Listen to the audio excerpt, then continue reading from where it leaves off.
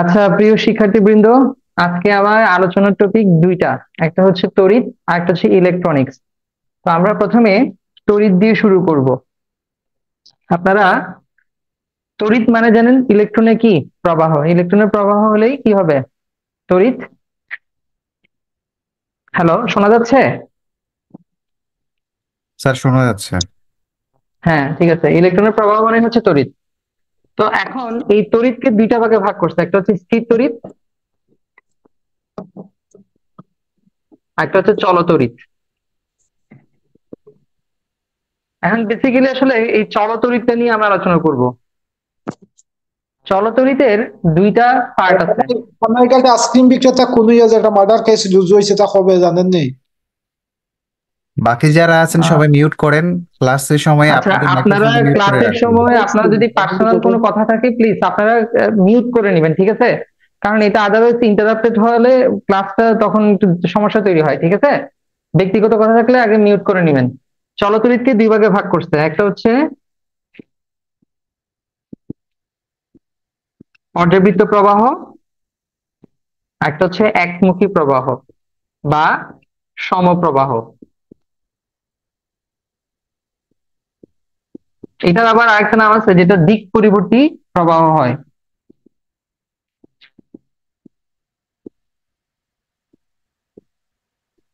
এখন এই যে চলতড়িৎ মানে যেটা যে তড়িৎরা এক স্থান থেকে অন্য স্থানে চলাচল করতে পারবে।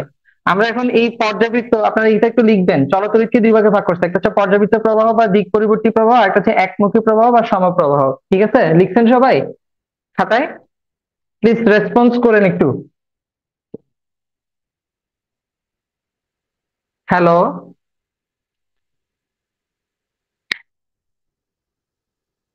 আপনারা কি লিখছেন খাতায়? জি স্যার, লেখা হয়েছে। হ্যাঁ, হ্যাঁ।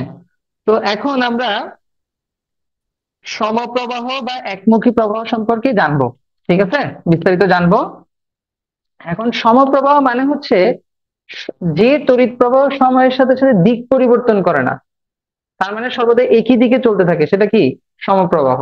তাহলে আমরা লিখি বিষয়টা, সমপ্রবাহ বা একমুখী প্রবাহ। আমরা যদি একটা ফিগার অঙ্কন করি, দেখেন এটা হচ্ছে সমপ্রবাহ।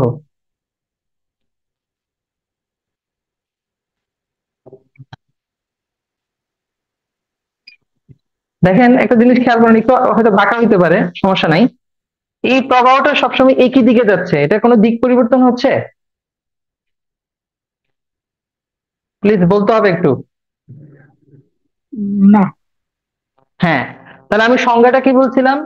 যে তড়িৎ প্রবাহ সময়ের সাথে দিক পরিবর্তন করে না, অর্থাৎ সর্বদা একই দিকে চলতে থাকে, সেটাকে বলা হয় কি সমপ্রবাহ বা একমুখী প্রবাহ। ঠিক আছে, এই চিত্রটা একটু কাইন্ডলি খাতায় আঁকবেন।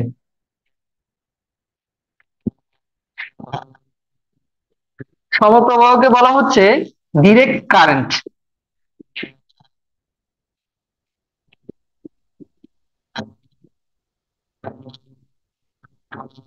আঁকা হয়েছে সবার? হয়েছে?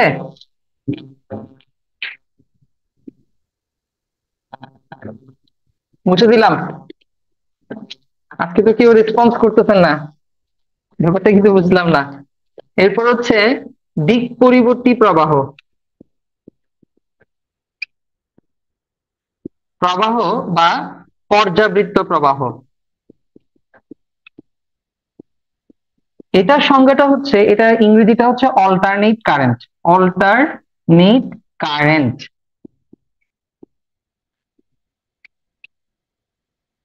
এটার সঙ্গে বলা হচ্ছে যে তড়িৎ প্রবাহ সময়ের সাথে সাথে দিক পরিবর্তন করে তাকে কি বলা হয়?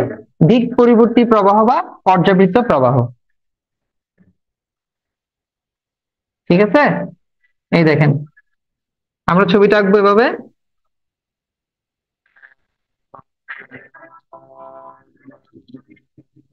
এটা হচ্ছে কি দিক পরিবর্তী প্রবাহ, এটা সবসময় একই দিকে যাচ্ছে না, এটা কি দিক পরিবর্তন হচ্ছে।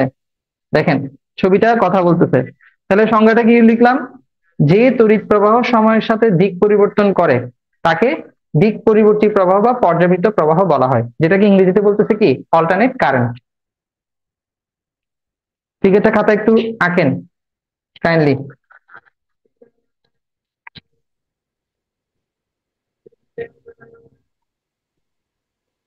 আঁকছেন? জি।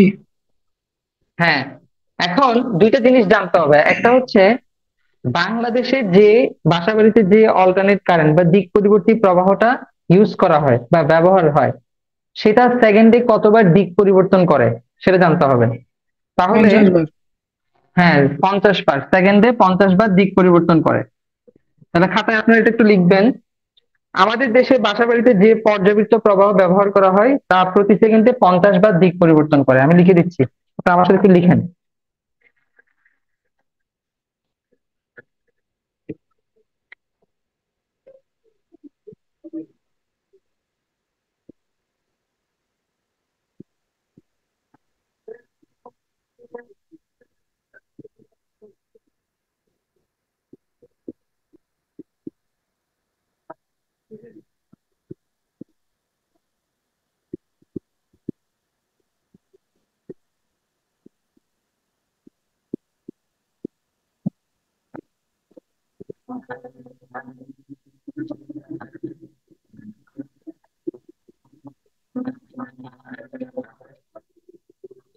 তাহলে আমরা কি বললাম? আমাদের দেশে বাসাবাড়িতে যে পর্যাবৃত্ত প্রবাহ ব্যবহার করা হয় তা প্রতি সেকেন্ডে 50 বার দিক পরিবর্তন করে। এটা একটা ইম্পর্টেন্ট নৈর্ব্যক্তিক, এটা পরীক্ষা আসে। কিন্তু মার্কিন যুক্তরাষ্ট্রের ক্ষেত্রে যে পর্যাবৃত্ত প্রবাহ ব্যবহার করা হয় বাসাবাড়িতে, সেটা 50 বার না, সেটা প্রতি সেকেন্ডে 60 বার কি করে দিক পরিবর্তন করে, আরো 10 বার বেশি করে। ঠিক আছে, দেখেন আমাদের নর্মালি বাসাবাড়িতে যে পর্যাবৃত্ত প্রবাহ ব্যবহার করা হচ্ছে সেটা প্রতি সেকেন্ডে 50 বার দিক পরিবর্তন করলেও মার্কিন যুক্তরাষ্ট্রের ক্ষেত্রে সেটা প্রতি সেকেন্ডে 60 বার দিক পরিবর্তন করে, 60। এটা একটু মনে রাখবেন। আচ্ছা, আমি 5টা মিনিট একটু বিরতি দিচ্ছি, আজান দিচ্ছে তো, আজানটা শেষ হোক, আজান শেষ হলে কথা বলতেছি।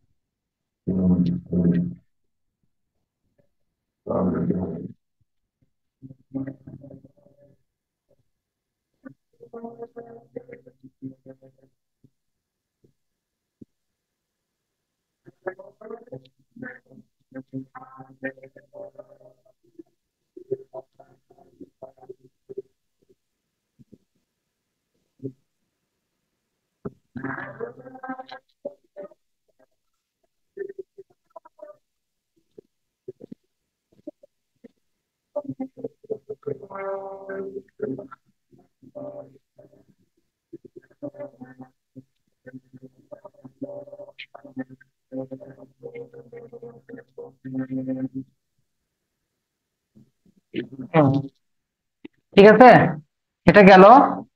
এরপর আমরা যেটা করব সেটা হচ্ছে স্যার তড়িৎ। হ্যাঁ প্লিজ। স্যার আমরা প্রথম থেকে হ্যাঁ একটু খালি 1 মিনিট শুধু রিভাইজ করে নি স্যার। প্রথমে হ্যাঁ, বলছেন আমি তড়িৎ বলি। 2 প্রকার। হ্যাঁ, তড়িৎ 2 প্রকার, একটা হচ্ছে স্থির তড়িৎ আর একটা হচ্ছে চলতড়িৎ। চলতড়িৎ মানে বুঝতেছেন, যেটা এক স্থান থেকে অন্য স্থানে কি করবে, চলাচল করবে। ঠিক আছে, জি জি। বেসিক্যালি এখানে চলতড়িতে আমরা আলোচনা করবো। চলতড়িতে দুইটা অংশ আছে, একটা হচ্ছে পর্যাবৃত্ত প্রবাহ বা দিক পরিবর্তী প্রবাহ, আর একটা সমপ্রবাহ বা একমুখী প্রবাহ। এটা পর্যাবৃত্ত বা দিক পরিবর্তী প্রবাহ কি, যে তড়িৎ প্রবাহ সময়ের সাথে সাথে দিক পরিবর্তন করে তাকে কি বলা হয়, পর্যাবৃত্ত প্রবাহ বা দিক পরিবর্তী প্রবাহ বলে। আর একমুখী প্রবাহ কোনটা, যেটা সময়ের সাথে সাথে দিক পরিবর্তন করে না, অর্থাৎ সর্বদা একই দিকে চলাচল করে, সেটাকে কি বলা হয়, একমুখী প্রবাহ বা সমপ্রবাহ। ঠিক আছে, এই দুইটা টার্ম আমি ইউজ করলাম। জি স্যার, এরপরে এখন আমার ক্লিয়ার। হ্যাঁ, বাসা বাড়িতে যে অল্টারনেট কারেন্ট বা দিক পরিবর্তী প্রবাহটা ইউজ করা হয় সেটা প্রতি সেকেন্ডে কয়বার, 50 বার দিক পরিবর্তন করে। কিন্তু মার্কিন যুক্তরাষ্ট্রের ক্ষেত্রে সেটা প্রতি সেকেন্ডে কয়বার, 60 বার দিক পরিবর্তন করে, আরো 10 বার কি বেশি করবে। এখন আমরা যেটা পড়বো সেটা হচ্ছে তড়িৎ বর্তনী। তড়িৎ বর্তনীর সংজ্ঞাটা হচ্ছে তড়িৎ প্রবাহের জন্য যে সম্পূর্ণ পথ আছে, তার মানে যে পথটা দিয়ে তড়িৎ চলাচল করে সেটা হচ্ছে কি তড়িৎ বর্তনী। তাহলে আমরা কি বলবো? তড়িৎ প্রবাহের জন্য সম্পূর্ণ পথকে কি বলে? তড়িৎ বর্তনী বলে। ঠিক আছে? হ্যাঁ। এরপর আমাদেরকে একটা জিনিস খেয়াল করতে হবে, যেটা হচ্ছে তড়িৎ পরিবাহিতা। তড়িৎ পরিবাহিতা, আমরা তড়িৎ পরিবাহীর নাম শুনছি, এখন আমরা পড়বো কি? তড়িৎ পরিবাহিতা। সরি, আমার কলমের কালি মনে একটু ডিস্টার্ব করতেছে, একটু আমি তার জোরে জোরে বলতেছি আপনার যাতে অসুবিধা না হয়। তড়িৎ পরিবাহিতা, ঠিক আছে? এই তড়িৎ পরিবাহিতাটা কি? তড়িৎ পরিবহনের যে ধর্ম, যেসব পদার্থ তড়িৎ পরিবহন করে তাদেরকে কি বলা হয়? তড়িৎ পরিবাহী পদার্থ বলে। এবং এই তড়িৎ পরিবাহী পদার্থের তড়িৎ পরিবহনের যে ধর্মটা, সেটাকে কি বলা হয়? তড়িৎ পরিবাহিতা। তাহলে আমি কি বললাম? তড়িৎ পরিবহনের ধর্মকে কি বলা হয়? তড়িৎ পরিবাহিতা বলে। এবং তড়িৎ পরিবাহিতার এককটা হচ্ছে সিমেন্স। সিমেন্স, ঠিক আছে? তড়িৎ পরিবাহিতার একক কি? সিমেন্স। আমি আবার বলতেছি, যেসব পদার্থ তড়িৎ পরিবহন করে তাদেরকে তড়িৎ পরিবাহী পদার্থ বলা হয়। এবং তড়িৎ পরিবাহী পদার্থের তড়িৎ পরিবহনের যে ধর্ম, সেটাকে কি বলা হয়? তড়িৎ পরিবাহিতা বলে। এবং তড়িৎ পরিবাহিতার একক কি? সিমেন্স। ঠিক আছে? বুঝতে হবে। এরপর আপনারা, আমরা জানি তড়িৎ পরিবহন, কোন পদার্থ তড়িৎ পরিবহন করে না, কোনটা তড়িৎ পরিবহন করে, সেটার উপর ভিত্তি করে তড়িৎ পরিবাহী মানে আমরা তিন ধরনের পদার্থ ক্লাসিফিকেশন করছি। একটা হচ্ছে তড়িৎ পরিবাহী পদার্থ,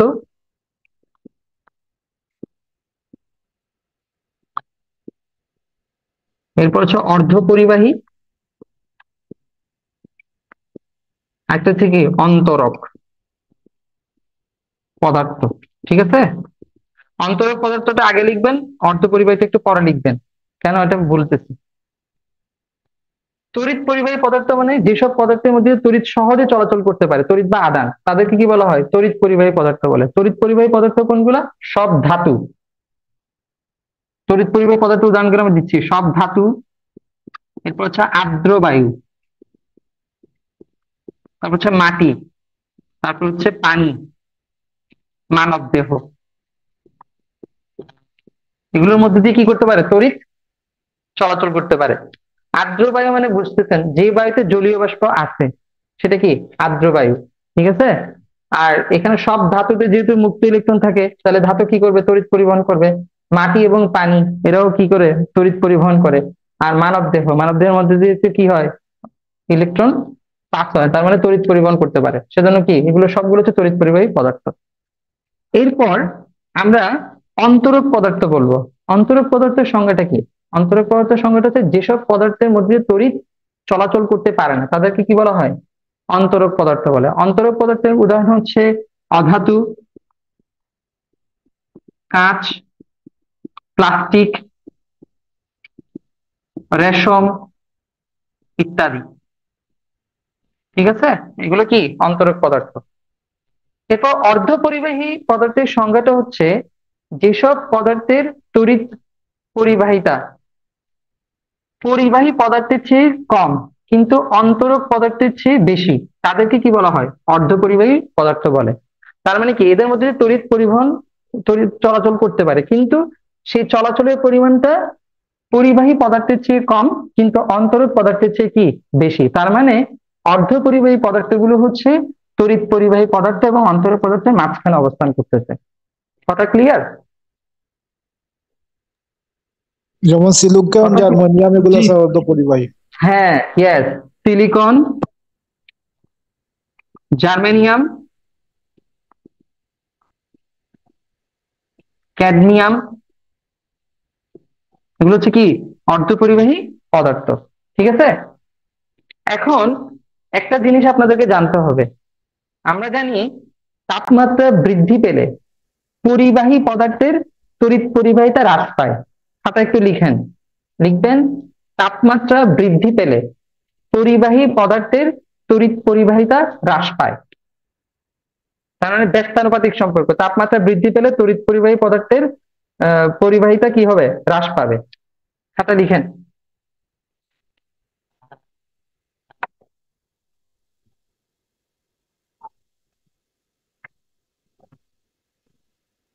লিখছেন? সবাই লিখছেন?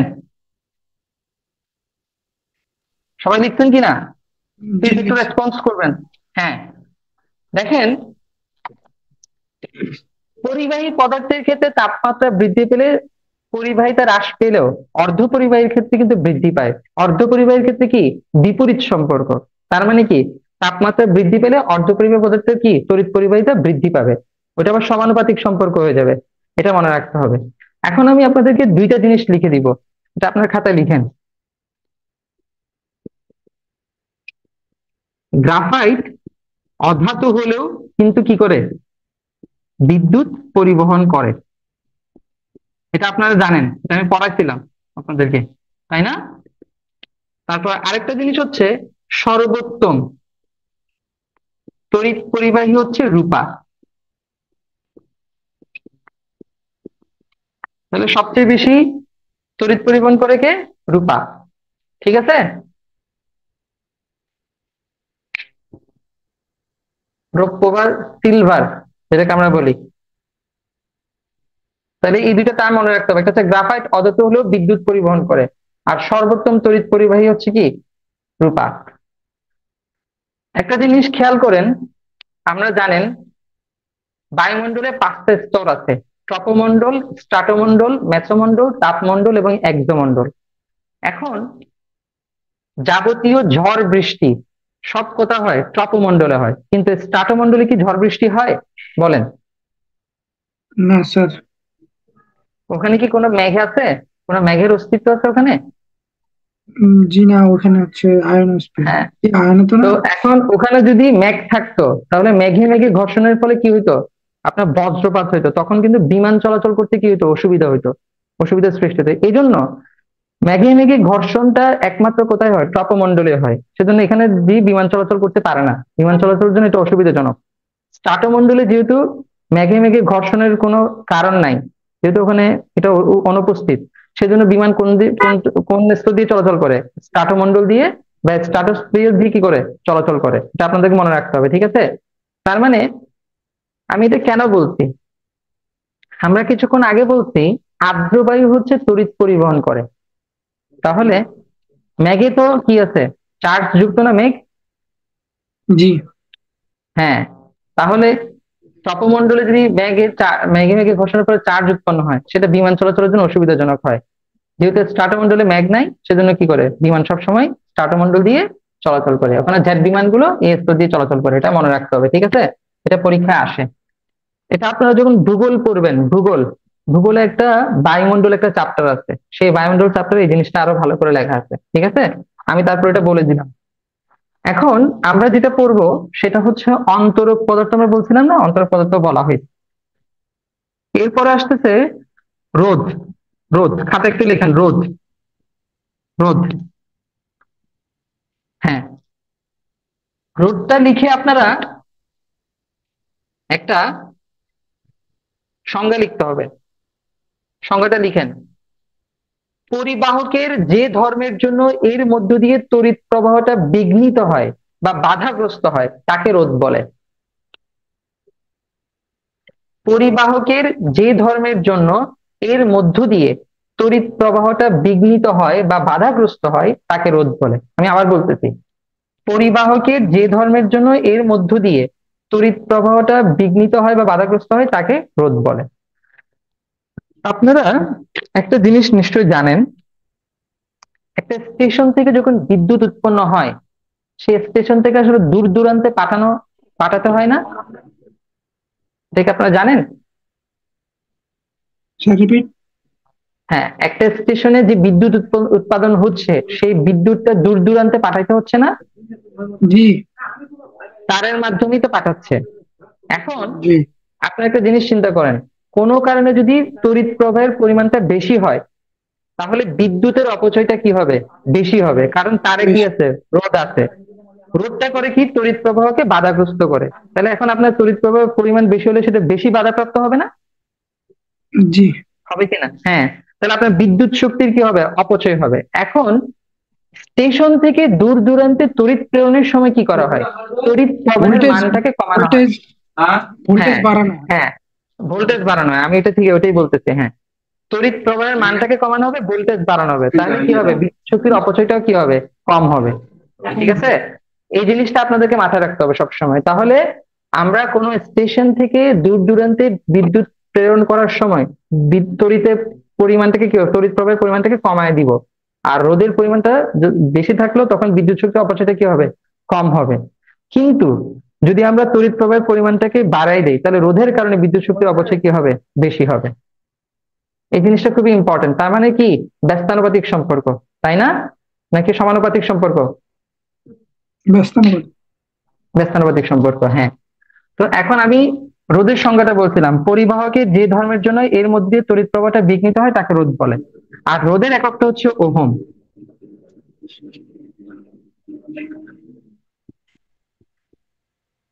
এই ওহম চিহ্নটা হচ্ছে এরকম, ওহম। ঠিক আছে, রোধের একক হচ্ছে ওহম। এটা একটু লিখবেন, তারপর লিখবেন কোনো পরিবাহকের রোধ 4টি বিষয়ের উপর নির্ভর করে।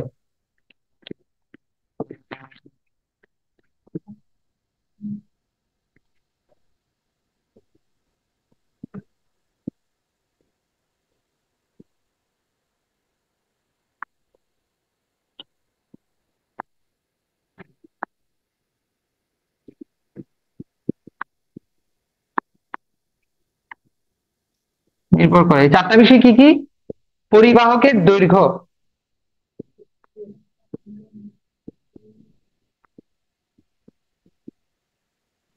পরিবাহকের প্রস্থচ্ছেদের ক্ষেত্রফল,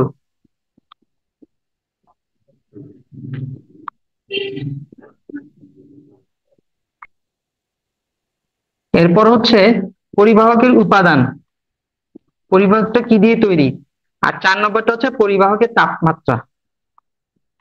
তাহলে আমরা কি বললাম, কোন পরিবাহকের রোধ 4টি বিষয়ের উপর নির্ভর করে। একটা হচ্ছে পরিবাহকের দৈর্ঘ্য, এটা দৈর্ঘ্যটা কত, পরিবাহকের প্রস্থচ্ছেদের ক্ষেত্রফল, ক্ষেত্রফলটা কত, পরিবাহকটা কি দিয়ে তৈরি, পরিবাহকের উপাদান, আর পরিবাহকের তাপমাত্রা। এই 4টা বিষয়ের উপর নির্ভর করে। আপনারা ওহমের সূত্রটা পড়ছেন। ওহমের সূত্রটা হচ্ছে বেসিক্যালি কোন পরিবাহকের দুই প্রান্তের বিভব পার্থক্য এর মধ্য দিয়ে প্রবাহিত তড়িতের সমানুপাতিক, ভি সমানুপাতিক আই। এটা হচ্ছে ওহমের সূত্র। ওহমের সূত্রটা আপনার খাতা লিখবেন, ওহমের সূত্র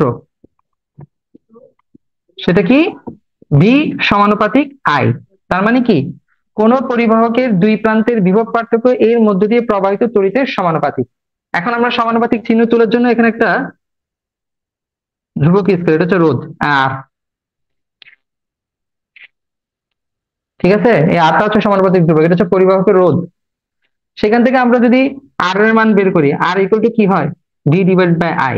তাহলে রোধ ব্যবহার করতে হলে বিভব পার্থক্যকে তড়িতের প্রবাহ দিয়ে কি করতে হয়, ভাগ করতে হয়। ঠিক আছে, বুঝতে পারছেন? জি ক্লিয়ার? জি স্যার। হুম, একটু হোল্ড করে থাকেন, একটা সমস্যা।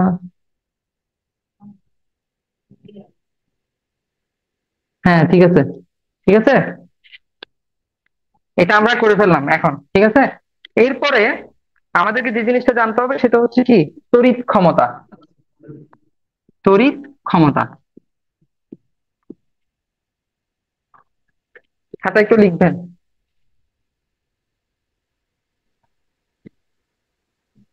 সংজ্ঞাটা লিখেন, তড়িৎ যন্ত্রের মধ্যে দিয়ে 1 সেকেন্ড ধরে তড়িৎ প্রবাহের ফলে যে কাজ সম্পন্ন হয় বা যে পরিমাণ তড়িৎ শক্তি অন্য শক্তিতে রূপান্তরিত হয় তাকে তড়িৎ ক্ষমতা বলে। তাহলে আমি কি বলছি, তড়িৎ যন্ত্রের মধ্য দিয়ে 1 সেকেন্ড ধরে তড়িৎ প্রবাহের ফলে যে কাজ সম্পন্ন হয় বা যে পরিমাণ তড়িৎ শক্তি অন্য শক্তিতে রূপান্তরিত হয় তাকে তড়িৎ ক্ষমতা বলা হয়। এখানে তড়িৎ ক্ষমতাকে আসলে পি দিয়ে প্রকাশ করা হয়। আর আমরা জানি এখানে একটা সম্পর্ক আছে, পি ইকুয়াল টু ভিআই।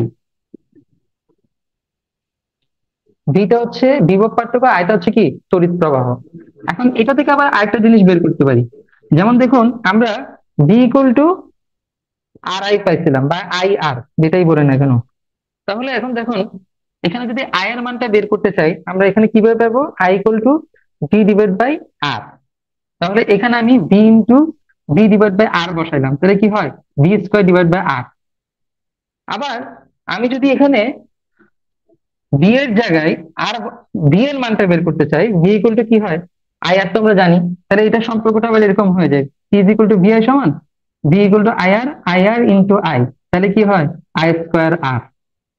দেখেন একটা সূত্র থেকে কয়টা সম্পর্ক পেলাম, P equal to V I থেকে আমরা বের করলাম P equal to V square divide by R, এখানে আই এর মানটা বসাই এইখান থেকে।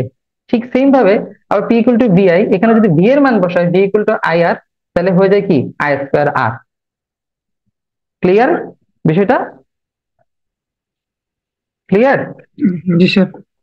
হ্যাঁ, এখন আপনারা একটা জিনিস খাতায় লিখবেন, এটা খুবই ইম্পর্টেন্ট। তড়িৎ ক্ষমতার একক হচ্ছে ওয়াট, লিখেন তড়িৎ ক্ষমতার একক একক হচ্ছে ওয়াট। ঠিক আছে, তড়িৎ ক্ষমতার একক হচ্ছে watt. 1 watt is equal to 1 volt into 1 ampere. কারণ কি, এটা হচ্ছে পি ইকুয়াল টু ভিআই, তাহলে আমি বললাম বিভব পার্থক্যের একক হচ্ছে ভোল্ট আর তড়িৎ প্রবাহের একক হচ্ছে এম্পিয়ার, তাহলে 1 ওয়াট মানে কি 1 volt into 1 ampere. Clear? Please response করবেন। লিখছেন সবাই? জি স্যার। তাহলে আমি কি বললাম, তড়িৎ ক্ষমতার একক হচ্ছে watt, 1 watt equal to 1 volt into 1 ampere, p equal to vi থেকে আমরা এটা বের করছি, এখানে 1 ওয়াট হলে এখানে 1 ভোল্ট ইন্টু 1 এম্পিয়ার হবে। ঠিক আছে, এখন আপনারা একটা জিনিস জানেন, বাসা বাড়িতে যে বিদ্যুৎ বিল প্রদান করা হয় সেটা কোন এককে হিসাব করা হয়? কিলোওয়াট ঘন্টা। কিলোওয়াট ঘন্টা। ইয়েস, কিলোওয়াট ঘন্টা। কিলোওয়াট ঘন্টা, এটাকে আবার বলা হয় board of trade unit, BOT, BOT BOT. Board of trade unit.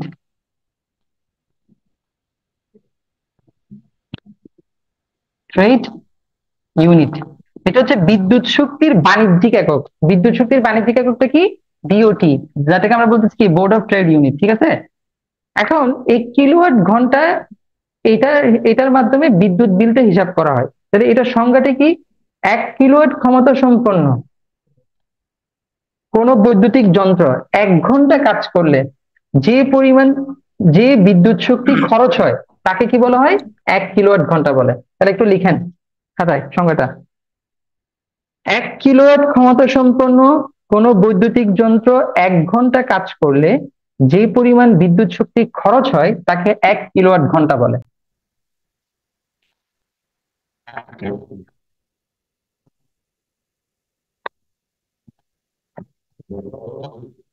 লিখছেন? সবাই লিখছেন? জি স্যার। হ্যাঁ, তাহলে কি বললাম, 1 কিলোওয়াট ক্ষমতা সম্পন্ন কোন বৈদ্যুতিক যন্ত্র 1 ঘন্টা কাজ করলে যে পরিমাণ বিদ্যুৎ শক্তি খরচ হয় তাকে 1 কিলোওয়াট ঘন্টা বলা হয়। তাহলে 1 কিলোওয়াট আওয়ার সমান হবে কি 1000 ওয়াট ইন্টু 3600 সেকেন্ড। কারণ কি, এখানে 1 কিলোওয়াট মানে 1000 ওয়াট, আর আওয়ার মানে আমরা 1 ঘন্টা সমান 3600 সেকেন্ড জানি, সেজন্য এখানে কি লিখছি, 1000 ওয়াট ইন্টু 3600 সেকেন্ড। তাহলে এখন আমরা এটাকে যদি হিসাব করি 3600, এখানে হচ্ছে 2টা শূন্য, এখানে মোট হচ্ছে 3টা শূন্য, তাহলে কত হয়, একক দশক শতক হাজার অযুত লক্ষ নিযুত। তার মানে কি তোমার 36 লক্ষ জুল হবে। এটাকে আমরা লিখতে পারি 3.6 ইন্টু 10⁶ জুল।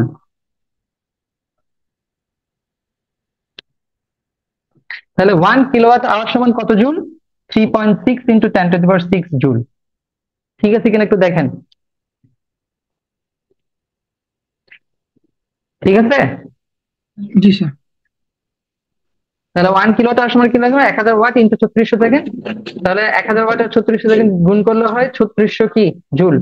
তাহলে এই দেখো কিলোওয়াটকে আমরা জুলের মাধ্যমে কি করছি, প্রকাশ করছি। ঠিক আছে, তো যেহেতু এটা শক্তি, সেজন্য শক্তির একক কি জুল, সেজন্য এটা কি হয়েছে ওয়াট ইন্টু সেকেন্ড গুণ করলে জুল হয়। জুল কিভাবে হয় সেটা আমি দেখাচ্ছি। দেখেন, আমরা ক্ষমতা ইকুয়াল টু কি করছি?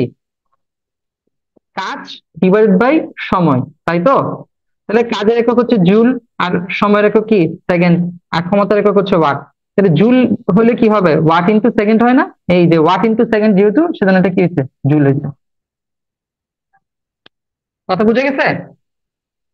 জি স্যার। হ্যাঁ। এরপর আমরা একটা জিনিস পড়বো। আপনারা জানেন বৈদ্যুতিক বাতিতে একটা ফিলামেন্ট ইউজ করা হয় না? টাংস্টেন। হ্যাঁ, এই ফিলামেন্টটা হচ্ছে একটা সরু তারের কুণ্ডলী। এই ফিলামেন্টটা আসলে টাংস্টেনের তার দিয়ে তৈরি। টাংস্টেন হচ্ছে উচ্চ গলনাঙ্ক বিশিষ্ট ধাতু, যেটার গলনাঙ্ক হচ্ছে 3410 ডিগ্রি সেলসিয়াস। 3410। ঠিক আছে, 3410 ডিগ্রি সেলসিয়াস। এখন এই টাংস্টেন ব্যবহারের কারণে অনেক সময় অতিরিক্ত কারেন্ট কি হয়? পাস হয়। অতিরিক্ত কারেন্ট পাস হলে এটা অধিকভাবে জারিত হয় না। এজন্যই, নইলে অধিক এই টাংস্টেনের তারটা যদি ব্যবহার না করতো, তাহলে অনেক সময় যে অতিরিক্ত বিদ্যুৎ প্রবাহ, সেজন্য ওই তারটা কি হইতো? গলে যেত। এখন এই টাংস্টেন ব্যবহার করার কারণে কি হয় না? এটা অধিকভাবে জারিত হয় না। ঠিক আছে? তাহলে টাংস্টেন হচ্ছে একটা উচ্চ গলনাঙ্ক বিশিষ্ট ধাতু, যেটা ফিলামেন্ট হিসেবে কোথায়?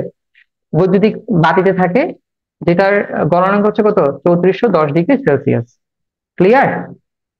জি স্যার। হুম। এখন আমরা দুইটা টার্ম লিখবো। সাধারণ বৈদ্যুতিক বাল্বে নিষ্ক্রিয় গ্যাস হিসেবে কি ব্যবহার, তোমার কি কোনটা ব্যবহার করা হয় এটা বলো দেখি। Nitrogen sir. হুম। আর যেটা টিউবলাইট আছে, টিউবলাইটের নিষ্ক্রিয় গ্যাস হিসেবে কি ব্যবহার করা হবে?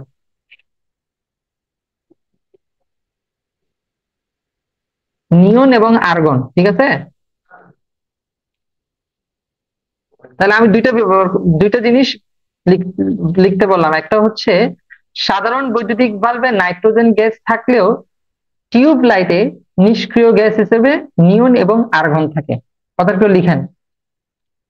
সাধারণ বৈদ্যুতিক বাল্বে নাইট্রোজেন গ্যাস ব্যবহার করা হলেও টিউব লাইটে নিষ্ক্রিয় গ্যাস হিসেবে নিয়ন এবং আর্গন থাকে।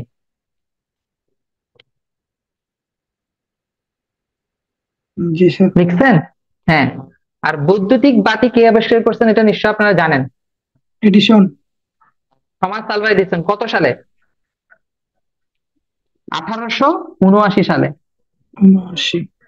ঠিক আছে, এটা মনে রাখতে হবে। এখন আমরা সার্কিট ব্রেকার সম্পর্কে বলবো। সার্কিট ব্রেকার শুনেন। সার্কিট ব্রেকারের কাজটা মূলত কি? দেখেন, অনেক সময় যে পরিমাণ বিদ্যুৎ চলাচল করার কথা, তার থেকে অধিক পরিমাণ বিদ্যুৎ কি করে? চলাচল করে তারের মধ্য দিয়ে। এখন এই অধিক পরিমাণ বিদ্যুৎ চলাচলের কারণে বৈদ্যুতিক যন্ত্র কি হয়ে যেতে পারে? বৈদ্যুতিক যেসব যন্ত্রপাতি আছে, ইলেকট্রনিক যন্ত্রপাতি, সেগুলো কি হতে পারে? নষ্ট হয়ে যেতে পারে। সার্কিট ব্রেকার কাজ করে কি? সবসময় খেয়াল রাখে যে যে পরিমাণ বিদ্যুৎ পাস হওয়ার কথা, তার চেয়ে বেশি পরিমাণ পাস হচ্ছে কিনা। যদি বেশি পরিমাণ বিদ্যুৎ পাস হয়, সেক্ষেত্রে সে কি করবে? তড়িৎ বর্তনীটা বিচ্ছিন্ন করে দিবে। বর্তনী বিচ্ছিন্ন করার কারণে ওই যে সব ইলেকট্রনিক যন্ত্রপাতি আছে, সেগুলো ক্ষতিটার থেকে কি হয়? রক্ষা পায়। আপনারা নিশ্চয়ই জানেন যে আমরা ঘরে যে সার্কিট আছে, যে পুরা ঘরের যে নিয়ন্ত্রণ ব্যবস্থা, সেখানে একটা কেন্দ্রীয় সার্কিট থাকে। ওই সার্কিটের কাজটা কি হয়? যখন কোনো কারণে নির্ধারিত বিদ্যুতের চেয়ে অতিরিক্ত বিদ্যুৎ প্রবাহিত হবে, তখন সেটা কি হবে? বিদ্যুৎ প্রবাহটা বন্ধ করে দিবে। এর ফলে আপনার ঘরের যেসব মূল্যবান ইলেকট্রনিক যন্ত্রপাতি আছে, সেগুলো ক্ষয়ক্ষতির হাত থেকে রক্ষা পায়। কিন্তু বেসিক কাজটা, এই মূল কাজটাই করে কে? Circuit breaker. ক্লিয়ার? জি স্যার। ক্লিয়ার হয়েছে? জি। এরপর আপনারা একটা জিনিস লিখবেন, নিরাপত্তা ফিউজ। নিরাপত্তা ফিউজ। ফিউজেরও একই কাজ আসলে। দেখেন, ফিউজ হচ্ছে নিম্ন গলনাঙ্ক বিশিষ্ট ছোট সরু তার। ফিউজ হচ্ছে নিম্ন গলনাঙ্ক বিশিষ্ট ছোট সরু তার, যেটা টিন 25% এবং সীসা 75% দিয়ে তৈরি একটি সংকর ধাতু। ওখানে টিনের পার্সেন্টেজ হচ্ছে 25% আর সীসা হচ্ছে কত, 75%। ঠিক আছে, আমি কি বললাম, ফিউজ হচ্ছে একটি নিম্ন গলনাঙ্ক বিশিষ্ট ছোট সরু তার, যা টিন 25% ও সীসা 75% দিয়ে তৈরি একটি সংকর ধাতু। তাহলে আপনাদেরকে যদি ফিউজের কি কি দিয়ে তৈরি এবং পার্সেন্টেজ কত এটা জিজ্ঞেস করে তাহলে পারবেন? জি স্যার। ওখানে টিন কত পার্সেন্ট থাকে, 25%, আর সীসা কত, 75%। এই ফিউজের কাজটা হচ্ছে সার্কিট ব্রেকারের মতোই, কোনো কারণে যদি অতিরিক্ত বিদ্যুৎ অতিক্রম করে তাহলে সে বর্তনী থেকে বর্তনীটা বিচ্ছিন্ন করে দিবে, তাহলে অতিরিক্ত বিদ্যুৎ আর পাস হইতে পারবে না, তাহলে আপনার বাসাবাড়ির যে যে মূল্যবান জিনিসপত্রগুলো আছে সেগুলো ক্ষয়ক্ষতির হাত থেকে কি পাবে, রক্ষা পাবে। ঠিক আছে। জি হুম, এরপর আমরা আর দুইটা জিনিস করব, একটা হচ্ছে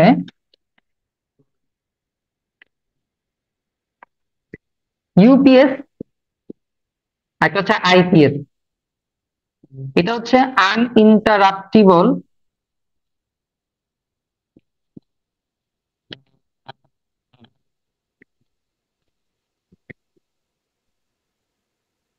পাওয়ার সাপ্লাই, আর এটা হচ্ছে ইনস্ট্যান্ট পাওয়ার সাপ্লাই।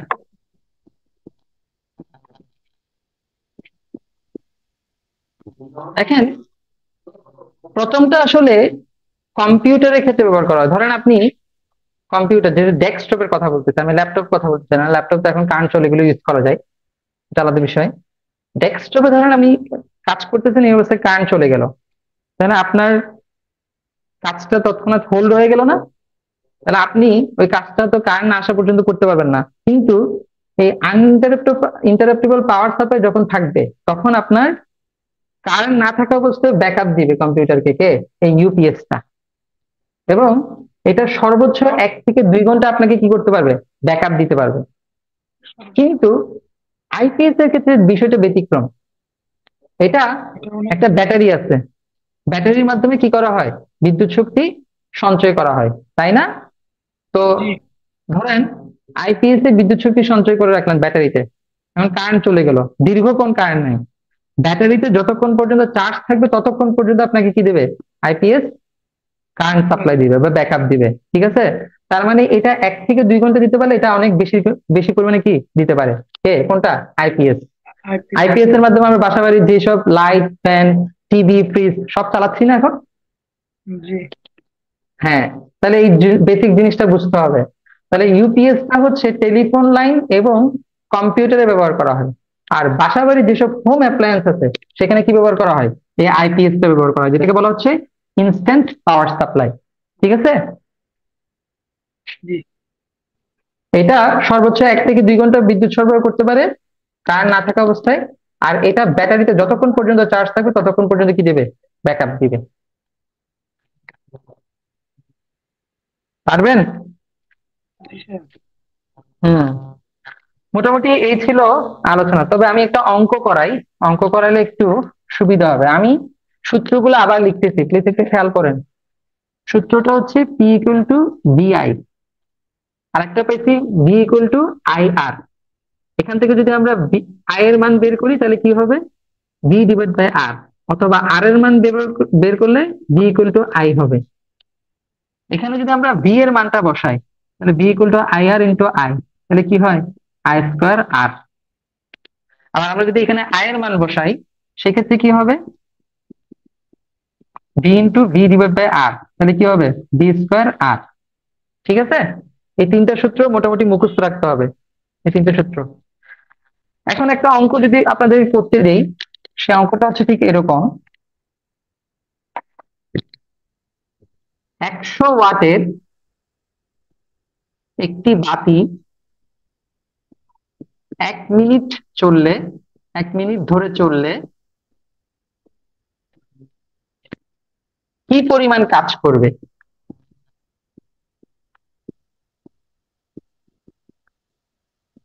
দেখি কি করতে পারবেন? দেখি স্যার, ট্রাই করি। হুম, এটা তো সহজ। আমরা জানি ক্ষমতা ইকুয়াল টু কাজ, কাজ ডিভাইড বাই সময়, তাই না? জি। তাহলে এখানে কাজটা বের করতে বলছে, কাজ ইকুয়াল টু কি হবে, ক্ষমতা ইনটু সময়। সময় হচ্ছে তাহলে ক্ষমতা হচ্ছে কত, 100 ওয়াট, বসাই দেন 100। আর সময়টা হচ্ছে 1 মিনিট, 1 মিনিট সমান 60 সেকেন্ড, বসান। তাহলে 60 সেকেন্ড দরকার নেই, এটা কাজ মানে হচ্ছে জুল, জুলে চলে গেছে, তাহলে কত হবে, 6000 জুল। 6000 জুল, 6000। ঠিক আছে। জি স্যার। হ্যাঁ হ্যাঁ, কি বলছি, 100 ওয়াটের একটি বাতি 1 মিনিট ধরে চললে কি পরিমাণ কাজ করবে। আমরা জানি ক্ষমতা ইকুয়াল টু কাজ ডিভাইড বাই সময়, বা কাজ ইকুয়াল টু ক্ষমতা ইনটু সময়। তাহলে ক্ষমতা হচ্ছে 100 ওয়াট, আর কাজ সময় হচ্ছে কত, 1 মিনিট। 1 মিনিট মানে হচ্ছে 60 সেকেন্ড, তাহলে 60 বসাইলাম, তাহলে ক্ষমতা ইনটু সময়, যেহেতু কাজের একক জুল, তাহলে এখানে জুল দিয়ে দিলাম, তাহলে আনসার কত, 6000 জুল। ওকে, পারবেন? জি স্যার। আই হোপ ইনশাল্লাহ পারবেন। আচ্ছা, এখন আমরা 5 মিনিটে একটা ব্রেক দিচ্ছি। ব্রেকের পর আমি আপনাদেরকে ইলেকট্রনিক্স চ্যাপ্টারটা শুরু করবো। আপনারা যা পড়াইছে সেটা একটু কাইন্ডলি একটু দেখেন, ঠিক আছে? দেখেন, আমি একটু 5টা মিনিটের ব্রেক দিচ্ছি।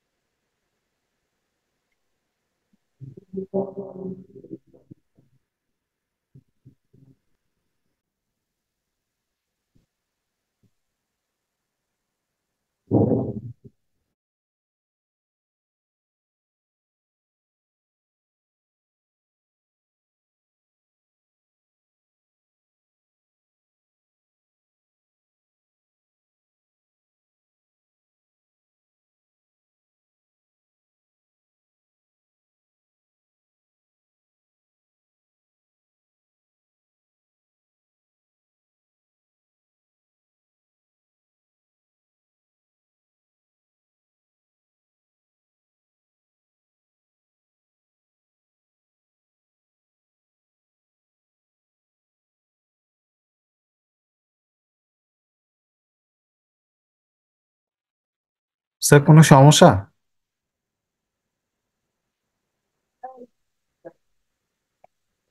Recording in progress.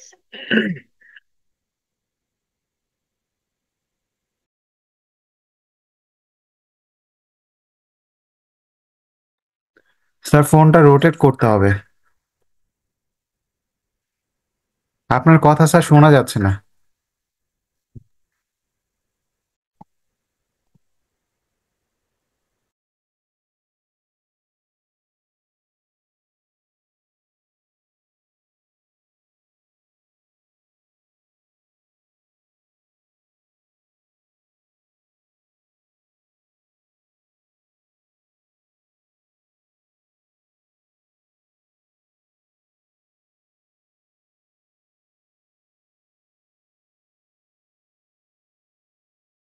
স্যার আপনার কথা শোনা যাচ্ছে না।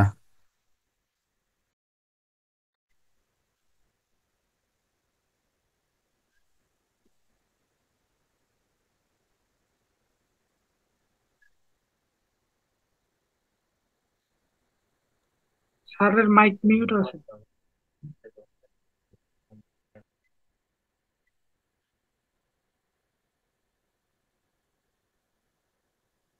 স্যার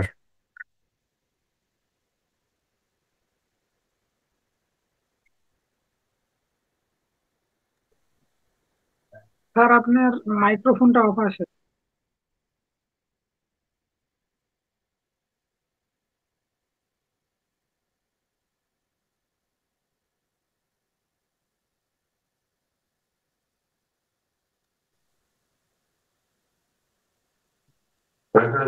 না, আমি কথা 5 মিনিটের ব্রেক। বলেন। এতক্ষণ কি মিউট ছিলাম? জি এতক্ষণ জি mute স্যার, ছিলেন, আপনার কথা শোনা এখন ঠিক যাচ্ছিল না। আছে। আচ্ছা ঠিক আছে, আমি ক্লাস শুরু করতেছি। আবার স্যার ফোনটা রোটেট করেন। রোটেট করতে হবে।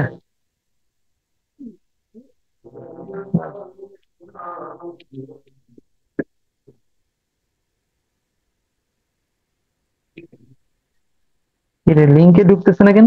আচ্ছা,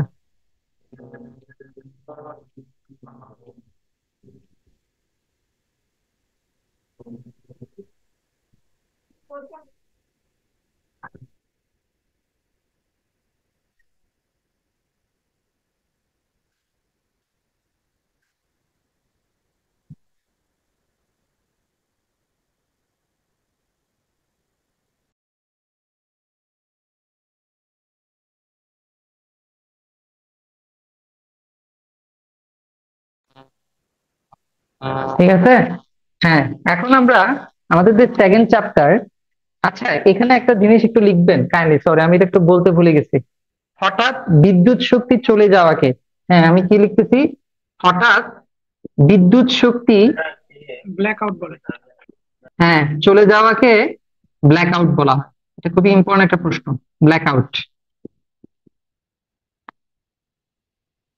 ওকে, হ্যাঁ এখন আমাদের যে চ্যাপ্টারটা পড়বো সেটা হচ্ছে ইলেকট্রনিক্স।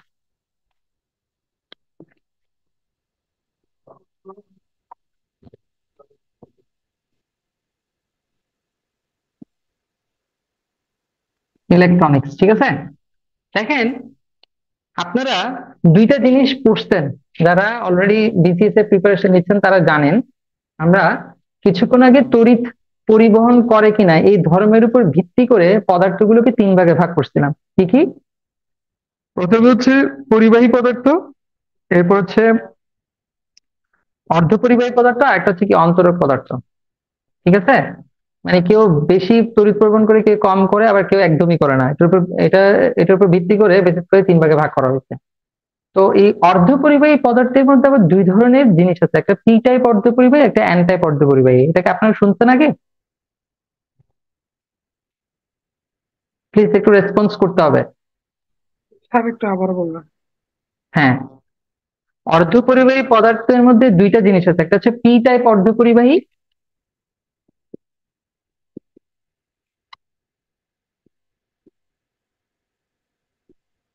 আর একটা হচ্ছে এন টাইপ অর্ধপরিবাহী। এই দুটো টার্ম সম্পর্কে জানা আছে? পি টাইপ অর্ধপরিবাহী আর এন টাইপ অর্ধপরিবাহী। জি না স্যার। হ্যাঁ, সিলিকন এবং জার্মেনিয়াম এরা তো অর্ধপরিবাহী, এটা আপনারা জানেন না? জি স্যার। হ্যাঁ, সিলিকনের পারমাণবিক সংখ্যা হচ্ছে 14। এর সর্বশেষ শক্তি স্তরে কয়টা ইলেকট্রন থাকবে? 4টে ইলেকট্রন থাকবে। তাহলে 4টে ইলেকট্রন থাকলে এর পক্ষে কি ইলেকট্রন প্রদান করা সহজ নাকি শেয়ার করা সহজ? বলেন। সিলিকন কি আয়নিক যৌগ গঠন করে নাকি সমযোজী যৌগ গঠন করে? হ্যাঁ প্লিজ একটু বলতে হবে। সর্বশেষ সর্বশেষ স্তরে 4টি। হ্যাঁ, কারণ সিলিকনের পারমাণবিক সংখ্যা 14, যদি ইলেকট্রন বিন্যাস করেন তাহলে এরকম হবে 284। সর্বশেষ শক্তি স্তরে 4টে ইলেকট্রন আছে। স্যার এগুলা ত্যাগ করবে?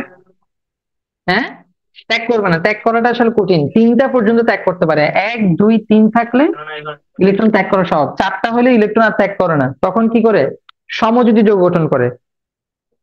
আপনারা H2O, হাইড্রোজেন এবং অক্সিজেনের সমন্বয়ে যে পানি গঠিত হয়েছে যৌগটা, এটা কি আয়নিক যৌগ নাকি সমযোজী যৌগ?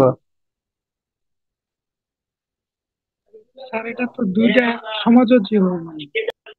সমযোজী যৌগই ইলেকট্রন শেয়ার করে, ঠিক আছে, একে অপরের সাথে কি করে ইলেকট্রন শেয়ার করে। ঠিক সেম ভাবে সিলিকনও কি করে ইলেকট্রন শেয়ার করে, সমযোজী যৌগ গঠন করে। দেখেন, বিশুদ্ধ সিলিকন কিন্তু একদম যেটা পিওর সিলিকন, সেটা কিন্তু অন্তরক পদার্থ, তার মানে সে বিদ্যুৎ পরিবহন করবে না।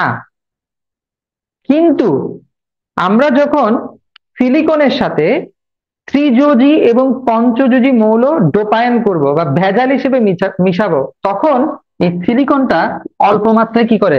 বিদ্যুৎ পরিবহন করে। আমি কি বললাম কথাটা একটু মনে রাখতে হবে। বিশুদ্ধ সিলিকনটা হচ্ছে অন্তরক পদার্থ, তার মানে সে কি করবে না? তড়িৎ পরিবহন করবে না। কিন্তু সিলিকন একটা চতুর্যোজী মৌল, কারণ তার সর্বশেষ শক্তি স্তরে 4টে ইলেকট্রন আছে। যখন আমরা এই সিলিকনের সাথে ত্রিযোজী মৌল কোনগুলা? অ্যালুমিনিয়াম, তারপর হচ্ছে বোরন, এই মৌলগুলা। অথবা পঞ্চযোজী মৌল, যেটার সর্বশেষ শক্তি হচ্ছে 5টা ইলেকট্রন আছে, এরকম কি কি? Phosphorus, arsenic, antimony. এগুলো যখন আমরা ভেজাল হিসেবে মিশাবো, তখন সিলিকনটা কি হবে? বিদ্যুৎ পরিবহন করবে, সেটা অর্ধপরিবাহী পদার্থে রূপান্তরিত হবে। ঠিক আছে? তো এই পি টাইপ অর্ধপরিবাহী, সে সংজ্ঞাটা আপনি একটু লিখেন খাতায় লিখেন, পি টাইপ অর্ধপরিবাহী, কোলন দেন।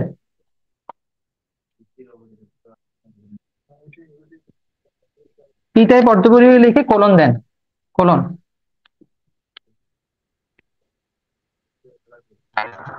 যেসব মৌলের, যেমন লিখবেন, যেসব মৌলের যেমন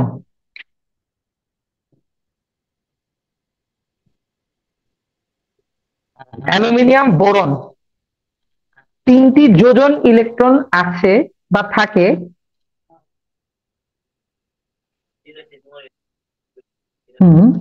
তাদের ভেজাল হিসেবে ব্যবহার করা হলে সিলিকন বা জার্মেনিয়াম পি টাইপ বস্তুতে পরিণত হয় বা পি টাইপ অর্ধপরিবাহীতে পরিণত হয়। তাহলে আমি কি বললাম?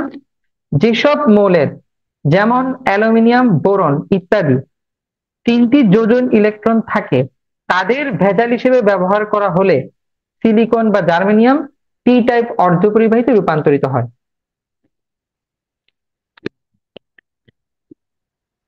লিখছেন?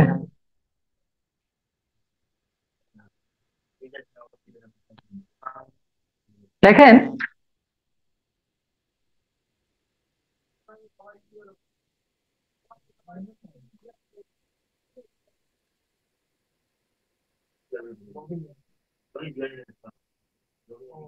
হ্যাঁ, আর এন টাইপ অর্ধপরিবাহী কখন হবে? যেসব মৌলের যেমন ফসফরাস, আর্সেনিক, অ্যান্টিমনি 5টি যোজন ইলেকট্রন থাকে, তাদের ভেজাল হিসেবে ব্যবহার করা হলে সিলিকন বা জার্মেনিয়াম এন টাইপ অর্ধপরিবাহীতে পরিণত হয়।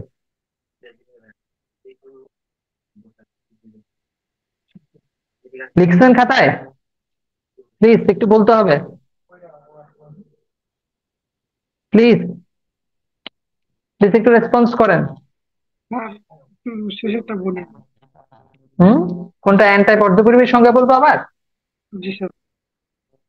যেসব মৌলের যেমন ফসফরাস, আর্সেনিক, অ্যান্টিমনি ইত্যাদি 5টি যোজন ইলেকট্রন থাকে, তার মানে সর্বশেষ শক্তি স্তরে 5টি ইলেকট্রন রয়েছে, তাদের যদি সিলিকনের সাথে ভেজাল হিসেবে, সিলিকন বা জার্মেনিয়ামের সাথে ভেজাল হিসেবে ব্যবহার করা হয় বা মিশানো হয়, তখন সিলিকন বা জার্মেনিয়াম এন টাইপ অর্ধপরিবাহীতে পরিণত হয়।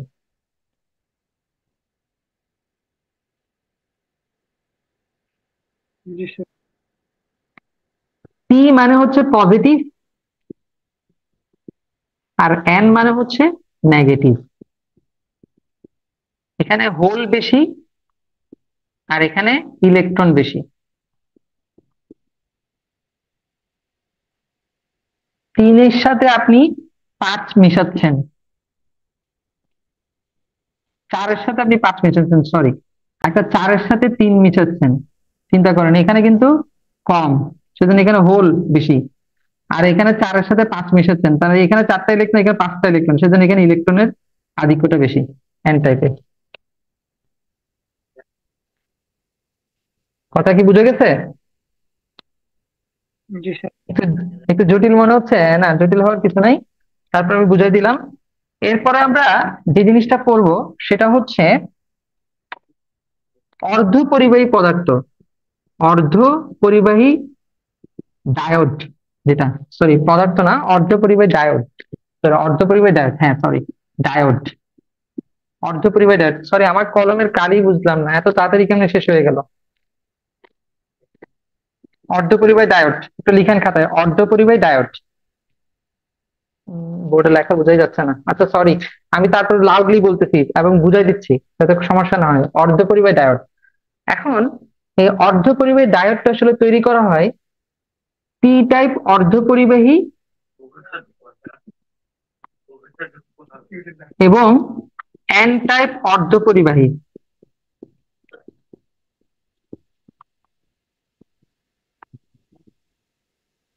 পরিবাহীকে পরস্পর জোড়া লাগিয়ে যে যুগ্মের সৃষ্টি হয়, পরিবাহীকে জোড়া লাগিয়ে যে যুগ্মের সৃষ্টি হয়, যুগ্ম বা যুগ্ন যেটাই বলেন, যুগ্মের সৃষ্টি হয় তাকে অর্ধপরিবাহী ডায়োড বলে।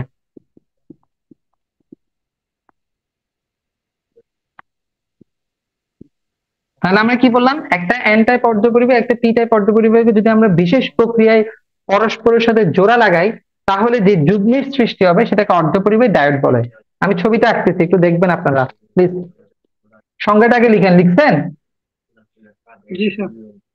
হ্যাঁ, কি বললাম, পি টাইপ অর্ধপরিবাহী এবং এন টাইপ অর্ধপরিবাহীকে পরস্পরের সাথে বিশেষ প্রক্রিয়া জোড়া লাগিয়ে যে যুগ্মের সৃষ্টি হয় সেটাকে অর্ধপরিবাহী ডায়োড বলে। এখন আমরা ছবিটা আঁকি। এটা হচ্ছে পি টাইপ আর এটা হচ্ছে কি এন টাইপ, জোড়া লাগছে, জোড়া লাগে এই ডায়োডটা তৈরি হয়েছে। এই অর্ধপরিবাহী ডায়োডের একটা কাজ লিখেন আপনারা, কাজ। অর্ধপরিবাহী ডায়োডটা করে এসি প্রবাহকে ডিসি প্রবাহে রূপান্তরিত করে।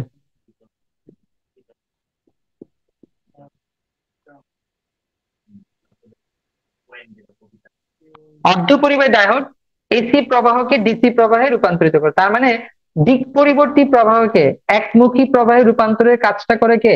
এই অর্ধপরিবাহী ডায়োড, যেটা পি টাইপ এবং এন টাইপ অর্ধপরিবাহীকে পরস্পরের সাথে জোড়া লাগিয়ে তৈরি করা হয়েছে।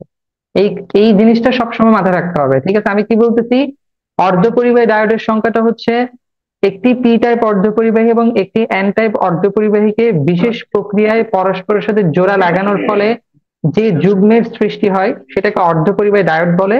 এবং অর্ধপরিবাহী ডায়োডের একটা উল্লেখযোগ্য ব্যবহার হচ্ছে এসি প্রবাহকে ডিসি প্রবাহে রূপান্তরিত করা, অর্থাৎ দিক পরিবর্তী প্রবাহকে একমুখী প্রবাহে কি করা? রূপান্তরিত করা, ঠিক আছে? এবং আরো একটা ব্যবহার আছে, যে ব্যবহারটা হচ্ছে সুইচ হিসেবে ব্যবহৃত হয়। সুইচ, সুইচ হিসেবে ব্যবহৃত হয় কোনটা? এই অর্ধপরিবাহী ডায়োড।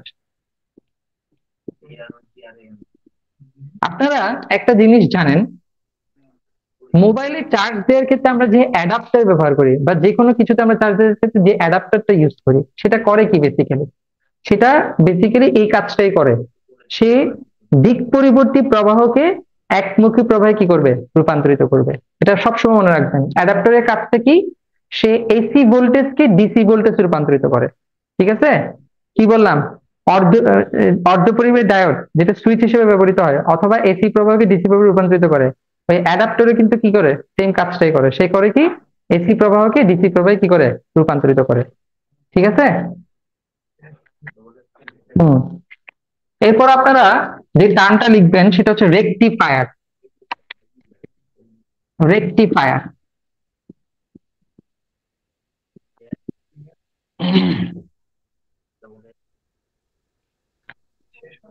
রেকটিফায়ার বা একমুখী কারক, বাংলাটা হচ্ছে একমুখী কারক, রেকটিফায়ার বা একমুখী কারক। দেখেন, যে টার্মটা লিখে দিলাম সেই টার্ম থেকে কিন্তু কিছু একটা অনুমান করা যাচ্ছে। কি বলছে? রেকটিফায়ার বা একমুখী কারক। তাহলে লিখবেন যে ইলেকট্রনিক কৌশলের মাধ্যমে দিক পরিবর্তী প্রবাহকে একমুখী প্রবাহে রূপান্তরিত করা হয় তাকে রেকটিফায়ার বা একমুখী কারক বলে।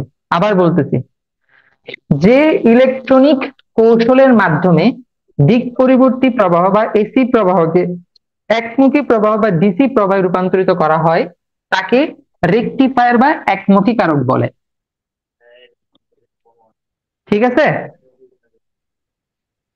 জি আমার সংজ্ঞাটা কি বোঝা গেছে? ক্লিয়ার হয়েছে? জি স্যার। আমি আবার বলতেছি, যে ইলেকট্রনিক কৌশলের মাধ্যমে দিক পরিবর্তী প্রবাহ বা এসি প্রবাহকে একমুখী প্রবাহ বা ডিসি প্রবাহে রূপান্তরিত করা হয় তাকে রেকটিফায়ার বা একমুখী কারক বলে।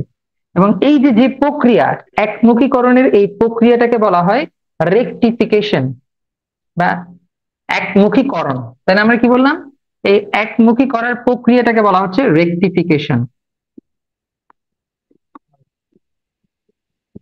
বা একমুখীকরণ। ঠিক আছে,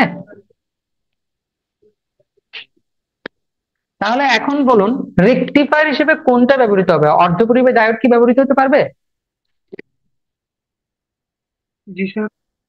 হ্যাঁ, কারণ আমরা অর্ধপরিবাহী ডায়োডে পড়ে আসছি, সে এসি প্রবাহকে ডিসি প্রবাহে রূপান্তরিত করে। তাহলে রেকটিফায়ার হিসেবে অর্ধপরিবাহী ডায়োডও কি হতে পারে? ব্যবহৃত হইতে পারে। এখন এরপর আমরা যে ইম্পর্টেন্ট টার্মটাতে চলে যাব, সেটা হচ্ছে ট্রানজিস্টর। ট্রানজিস্টর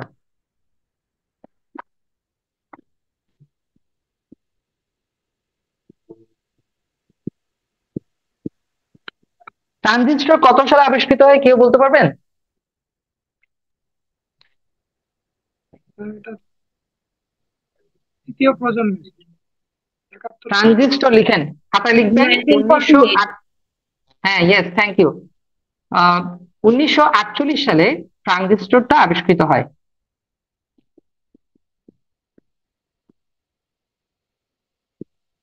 ঠিক আছে, 1948 সালে ট্রানজিস্টর আবিষ্কৃত হয়। এখন ট্রানজিস্টরটা কিভাবে তৈরি করা হয় এই জিনিসটা আমাদের জানা উচিত। ট্রানজিস্টর তৈরি করা হয় দুইটা পি টাইপ অর্ধপরিবাহী, মাঝখানে একটা এন টাইপ অর্ধপরিবাহী স্থাপন করে, অথবা দুইটা এন টাইপ অর্ধপরিবাহীর মাঝখানে একটা পি টাইপ অর্ধপরিবাহীকে স্থাপন করে। Just like sandwich. আপনারা চিন্তা করেন স্যান্ডউইচে কি করে বনের মাঝখানে ওই আপনার যা যা মশলা, এটা কি বলবো, যে যে জিনিসগুলো দেওয়া দরকার ওগুলো দেয় না, দেয় কিনা? প্লিজ একটু রেসপন্স করবেন। হ্যাঁ, তো এই ঠিক স্যান্ডউইচের মতোই এই ট্রানজিস্টরটা কি দুইটা পি টাইপ অর্ধপরিবাহীকে আপনি কি করবেন, বন হিসেবে বিবেচনা করবেন, বা পাউরুটি। সেই পাউরুটির মাঝখানে ওই এন টাইপ অর্ধপরিবাহী যে মাংস যদি বিবেচনা করেন, সেই মাংসটা হচ্ছে কি এন টাইপ অর্ধপরিবাহী। ঠিক সেম ভাবে আবার কি দুইটা এন টাইপ অর্ধপরিবাহীকে যদি আপনি পাউরুটি বিবেচনা করেন, তাহলে পি টাইপটা হচ্ছে কি মাংস। তাহলে আমি কি বললাম, দুইটা একই ধরনের অর্ধপরিবাহীর মাঝখানে একটি বিপরীত ধরনের অর্ধপরিবাহী স্থাপন করে যে যন্ত্রটা তৈরি করা হয়েছে সেটাকে বলা হচ্ছে কি ট্রানজিস্টর। এবং ট্রানজিস্টর কত সালে আবিষ্কৃত হয়েছে? 1948। খাতায় আপনার স্যার এই টার্মগুলো লিখবেন। বোর্ডে লিখে দেখা যাচ্ছে না স্যার। হ্যাঁ, দেখা যাচ্ছে না, সরি, আমার কলমের আসলে কালি মনে হয় হয়তো ডিস্টার্ব করতেছে, এই কারণে আমি সেজন্য লাউডলি বলতেছি, আপনাদের যাতে কোনো সমস্যা না হয়। আপনারা লিখেন, আমি আবার বলতেছি, লিখেন। ট্রানজিস্টর 1948 সালে আবিষ্কৃত হয়, ঠিক আছে? এবং ট্রানজিস্টরটা কিভাবে আবিষ্কৃত, মানে কিভাবে তৈরি করা হয়েছে সেটা হচ্ছে দুইটা একই ধরনের অর্ধপরিবাহীর মাঝখানে একটি বিপরীত ধরনের অর্ধপরিবাহী স্থাপন করে এই ট্রানজিস্টরটা আবিষ্কার করা হয়েছে, ট্রানজিস্টর তৈরি করা হয়েছে, সরি। তো আমরা দেখতে পাচ্ছি যদি দুই পাশে আমরা পি টাইপ অর্ধপরিবাহীকে রাখি, তাহলে বিপরীত অর্ধপরিবাহী হচ্ছে এন টাইপ, সেটা মাঝখানে থাকবে। তাহলে এটা এক ধরনের ট্রানজিস্টর, এটাকে পিএনপি ট্রানজিস্টর বলা হয়। PNP transistor. কারণ কি, এটার দুই পাশে আছে পি টাইপ অর্ধপরিবাহী, মাঝখানে আছে কি এন টাইপ অর্ধপরিবাহী। আবার আরেক ধরনের ট্রানজিস্টর হতে পারে দুইটা এন টাইপ অর্ধপরিবাহীকে দুই পাশে রেখে মাঝখানে পি টাইপ অর্ধপরিবাহীকে রাখা, এটাকে আবার বলা হচ্ছে এনপিএন ট্রানজিস্টর। রাইট? বুঝতে পারছেন আপনারা আমার কথা? একটু রেসপন্স করেন প্লিজ। G sir. হ্যাঁ, তো একটা ট্রানজিস্টরে আবার তিনটা টার্মিনাল থাকে। টার্মিনাল, ঠিক আছে, একটু খাতা লিখবেন। একটি ট্রানজিস্টরের তিনটি টার্মিনাল থাকে। একটি ট্রানজিস্টরের তিনটি টার্মিনাল থাকে। টার্মিনাল, একটা হচ্ছে নিঃসরক, যেটাকে আমরা এমিটার বলি। দুই নম্বরে হচ্ছে সংগ্রাহক, যেটাকে আমরা কালেক্টর বলি। আর তিন নম্বরে হচ্ছে বেস, ভূমি, যেটাকে আমরা বলি কি বেস।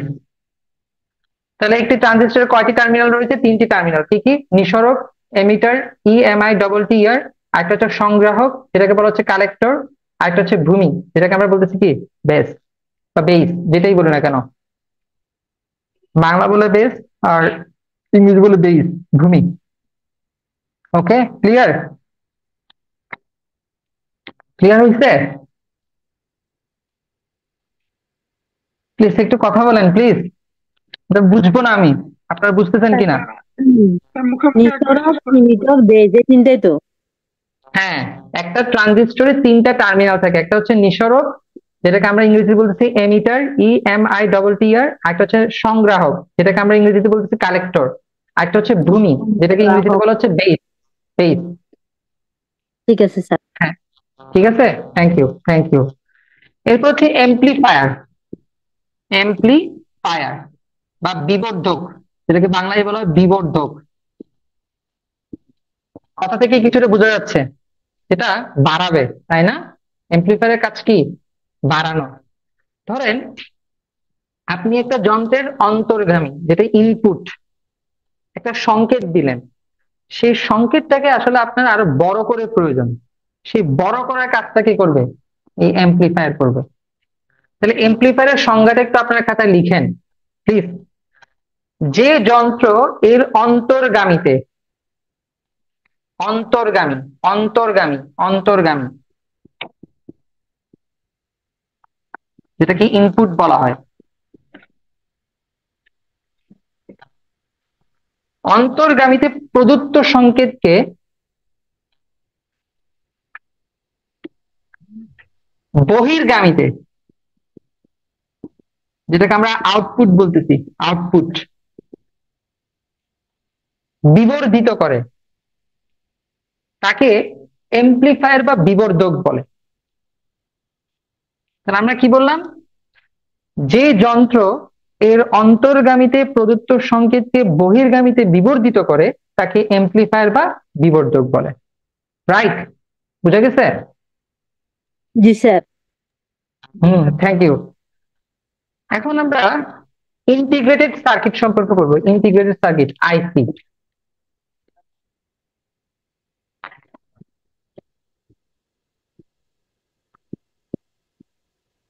ইন্টিগ্রেটেড সার্কিট, সমন্বিত বর্তনী। একটা ক্ষুদ্র একটা চিপের মধ্যে অনেক ধরনের সংযোগ থাকে না? থাকে কিনা? জি স্যার। কিন্তু আপনারা এখন তথ্য প্রযুক্তি সম্পর্কে অনেক ভালো ওয়াকিবহাল, আপনারা অনেক ভালো কিছু জানেন। তো এটা তো জানার কথা, একটা ছোট্ট চিপ, বাট ওখানে সব ধরনের আপনার বর্তনী থাকে, মানে সব ধরনের সংযোগ দেওয়া থাকে। এটাকেই তো আমরা বলতেছি কি সমন্বিত বর্তনী বা ইন্টিগ্রেটেড সার্কিট। এখন ইন্টিগ্রেটেড সার্কিটটা কত সালে আবিষ্কৃত হয়েছে এবং কে আবিষ্কার করছেন, এই জিনিসটা কিন্তু খুবই ইম্পর্টেন্ট। ইন্টিগ্রেটেড সার্কিট আবিষ্কৃত হয়েছে 1958 সালে। একটু লিখবেন, 1958 সালে ইন্টিগ্রেটেড সার্কিট বা সমন্বিত বর্তনী আবিষ্কার করা হয় এবং এটা আবিষ্কার করছেন জ্যাক কেলবি। জ্যাক কেলবি।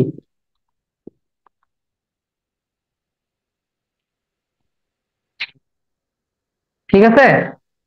জি স্যার। তাহলে কি বললাম?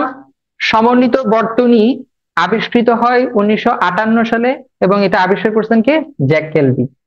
প্রিলির জন্য আমাদের এতটুকু জানলেই হবে, ঠিক আছে? আর বেশি কিছু জানার দরকার নেই। এরপর একটা টার্ম আমরা পড়বো, যে টার্মটা হচ্ছে আলোক নিঃসরক ডায়োড, যেটাকে লাইট ইমিটিং ডায়োড বলা হয়। আলোক নিঃসরক, সরি আমার কলমের কালি মনে হয় শেষ, খুবই দুঃখিত আমি। যেটাকে লাইট ইমিটিং ডায়োড বলা হয়, লাইট এমিটিং ডায়োড। ঠিক আছে? এই লাইট ইমিটিং ডায়োডটা কি করে?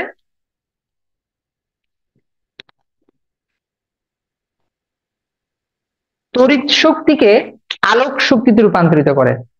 এই জিনিসটা আপনারা লিখবেন, আপনার আগে খাতায় লিখবেন আলোক নিঃসরক ডায়োড, যেটার ইংরেজি টার্ম হচ্ছে light emitting diode. Light emitting diode তড়িৎ শক্তিকে আলোক শক্তিতে রূপান্তরিত করে।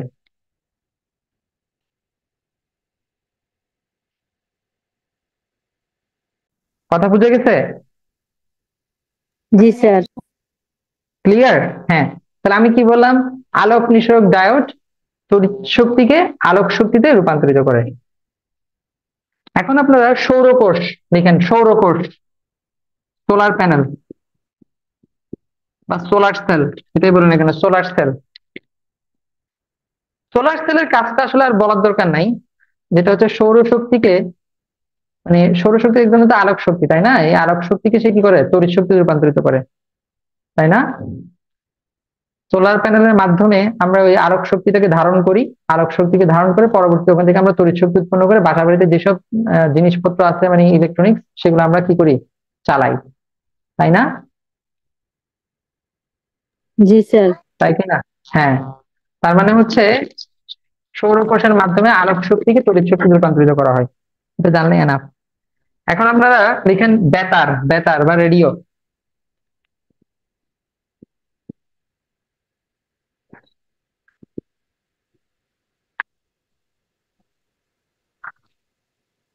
লিখেন ইতালীয় বিজ্ঞানী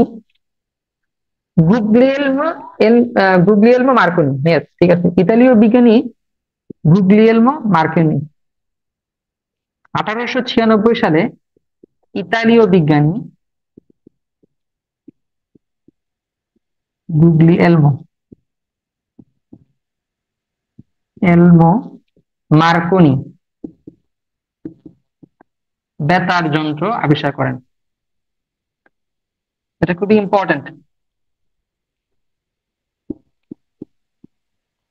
গুগলিয়েলমো, গুগলিয়েলমো, গ রস্যকার গ, ল রস্যইকার অন্তস্থ একার, ল ম ওকার, গুগলিয়েলমো মার্কনি। কত সালে? 1896 সালে। আচ্ছা, বেতার যন্ত্র আবিষ্কারের ক্ষেত্রে বাঙালি একজন বিজ্ঞানীর অবদান রয়েছে, তার নাম কি? জগদীশ চন্দ্র বসু। জগদীশ চন্দ্র। Yes, sir Jagadish Chandra Basu. ঠিক আছে, গুড, থ্যাংক ইউ। এছাড়াও আরো দুইজন আবিষ্কারকের মানে আরো দুইজন বিজ্ঞানীর অবদান রয়েছে, কেউ বলতে পারবেন? একজন হচ্ছেন জার্মানির হাইনরিক হার্টজ বা হেনরিক হার্টজ এবং আমেরিকান লিডো ফরেস্ট। তবে সামগ্রিকভাবে প্রক্রিয়াটা প্রথম যিনি করে দেখেছেন তিনি কে? তিনি হচ্ছেন মার্কনি। সেজন্য মার্কনিকে কি বলা হয়? এই বেতার যন্ত্রের আবিষ্কারক বলা হয়। তিনি কত সালে আবিষ্কার করছেন? 1896 সালে। ঠিক আছে, জি স্যার। ক্লিয়ার হচ্ছে বিষয়টা? হ্যাঁ, এরপর লিখেন টেলিভিশন। টেলিভিশন কে আবিষ্কার করছেন বলেন দেখি? জন এল ব্লেয়ার। জন এল বেয়ার। ঠিক আছে, থ্যাংক ইউ। কত সালে? 1926 সালে। লিখেন 1926 সালে স্কটিশ আবিষ্কারক, মানে স্কটল্যান্ডের নাগরিক তিনি, সেজন্য আমরা বলতেছি কি স্কটিশ, স্কটিশ আবিষ্কারক জন এল বেয়ার্ড, যাকে লজি বেয়ার্ড বলা হয়, লজি বেয়ার্ড, লজি বেয়ার্ড 1926 সালে টেলিভিশন আবিষ্কার করেন।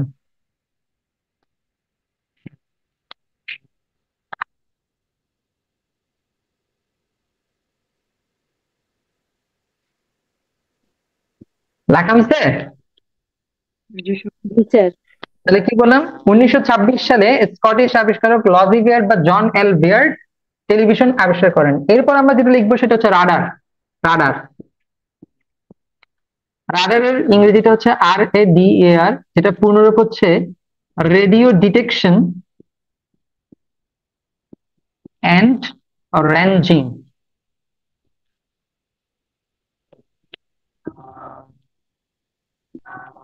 রেঞ্জিং, ঠিক আছে।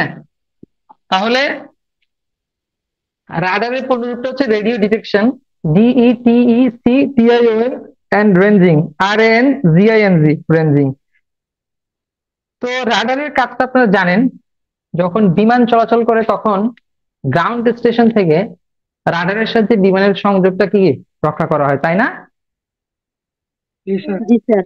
হ্যাঁ, তো এছাড়াও আপনারা দেখেন যে ইসরায়েলের যে আয়রন ডোম, আকাশ প্রতিরক্ষা ব্যবস্থা, নিশ্চয় আপনারা শুনছেন নামটা, তাই না? আয়রন ডোমের কথা। জি। যেহেতু এখন মধ্যপ্রাচ্যে খুব যুদ্ধ চলতেছে, ইসরায়েল ফিলিস্তিন এবং ইসরায়েল লেবানন, এটা তো জানার কথা। তো আয়রন ডোমে রাডার ব্যবহার করা হয়। রাডার কেন ব্যবহার করা হয়? আপনার আকাশ সীমায় কোনো শত্রুপক্ষের কোনো ক্ষেপণাস্ত্র ঢুকতেছে কিনা বা কোনো সন্দেহজনক বস্তু ঢুকতেছে কিনা সেটা কিসের মাধ্যমে পর্যবেক্ষণ করা হয়? রাডারের মাধ্যমে পর্যবেক্ষণ করা হয়। রাডারের মাধ্যমে। হ্যাঁ, তো রাডারের দুইটা কাজ আমি বলে দিলাম, ঠিক আছে। এখন রাডার আবিষ্কার করছে কে কে একটু লিখেন। 1922 সালে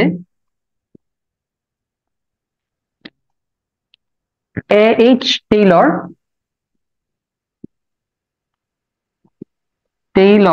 এবং লিউ সি ইয়ং কি করেন? রাডার আবিষ্কার করেন। নাম দুইটা একটু বলি। হ্যাঁ, আমি বলতেছি, লিখেন 1922 সালে এইচ টেইলর এবং লিউ সি ইয়ং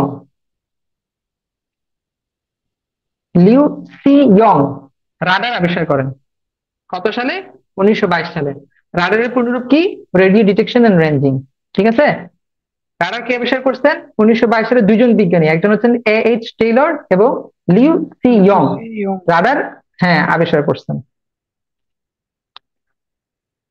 এই ছিল আজকে আমার লেকচার। আশা করি আপনারা সবাই বুঝতে পারছেন বিষয়গুলা। সবার কাছে ক্লিয়ার হয়েছে? জি স্যার।